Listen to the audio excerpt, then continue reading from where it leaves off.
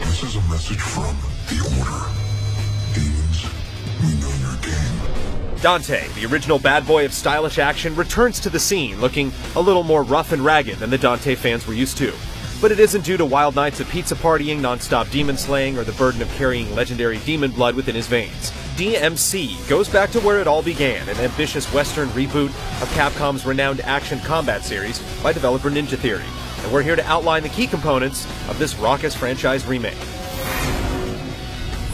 Too big for your fucking boots. Me, a god, versus you, a piece of shit. Dante himself has gotten a haircut, traded his leather couture for punk rock style, and might have picked up a nasty smoking habit, but the world around him has changed even more. A strange, psychotic, and shape-shifting city known as Limbo serves as the backdrop to this fledgling demon hunter's tale. Things appear innocent enough to everyone else, but for Dante, it's a twisted and treacherous demon-infested trap. Different from any previous environments in the series, Limbo quite literally sticks out with its jutting architecture, morphing plains, and lush fantasy landscapes. But it isn't another pretty view. Limbo is described by the dev team as a living, antagonistic force actively seeking Dante's demise. Expect environmental puzzles and tricky platforming segments reminiscent of the movie Inception in this strikingly scenic experience.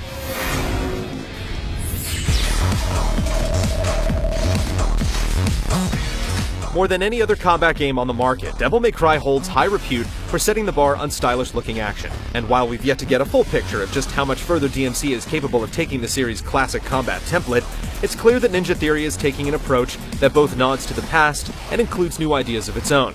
Expect Dante's regular arsenal of swordplay and gunslinging to return with an interesting twist on real-time weapon switching, allowing players to seamlessly combine different weapon attacks into a single combo with a trigger-controlled stance setup similar to Ninja Theory's own Heavenly Sword.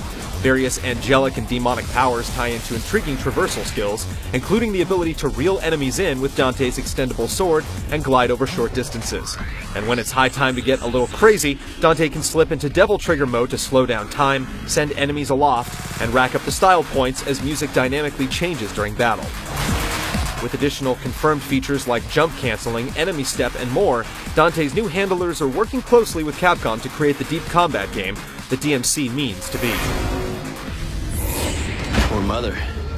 I don't know my mother, but if you're calling me a son of a bitch, you wouldn't be the first. Love it or hate it, Dante's underworld adventures have always exuded a cheesy charm that poured on the camp and wallowed in melodrama. Hoping to spin a decent yarn this time around, DMC hopes to craft a more substantial plot that definitely seems to take itself a bit more seriously by comparison. Well, some of the time. Nevertheless, we're eager to see what Ninja Theory can do with the outrageous source material. It may not be the most crucial element to an action game, but it would definitely be remiss for a showman like Dante not to eke out a few thrills and spills in his journey back to the spotlight. And there it is, a rapid-fire rotation of information detailing why you should keep an eye out for this bold series reboot. But our coverage for DMC is only beginning. Check back in the coming months for continued coverage of the game, leading up to our full review early next year. Here I am.